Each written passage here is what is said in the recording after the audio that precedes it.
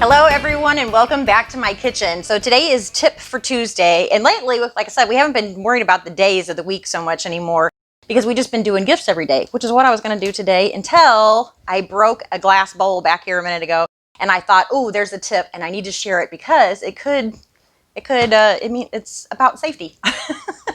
Anyway, before I get started, if this is your first time here, my name is Sherry, and if you love food and fun like I do, hit the subscribe button as well as the notification bell, and check the description below. You can find details on how subscribing helps to feed the hungry. So I dropped a bowl over there. Now I done cleaned it up, but if you've had this happen to you, you know how hard it is to make sure that you get all those little tiny shards of glass. It is a pain. So I don't remember where I saw this. It's probably been about 9 months ago or so, and I remembered it today. It was the first time I used that tip, and it worked. So basically I'm going to demonstrate with, I'm not going to break another glass, but I'm going to show you with some coarse sea salt here. I guess I can put it all out there. We're going to pretend that is glass. And what we're going to do is take a piece of white bread.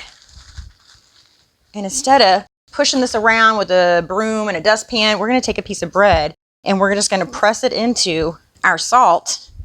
And as you can see, it's getting most of it, not quite all of it. You got to press down kind of hard. And then when you get, where you got most of it, you can take another one. I threw out a lot of salt. And I don't have another one. I have like a little,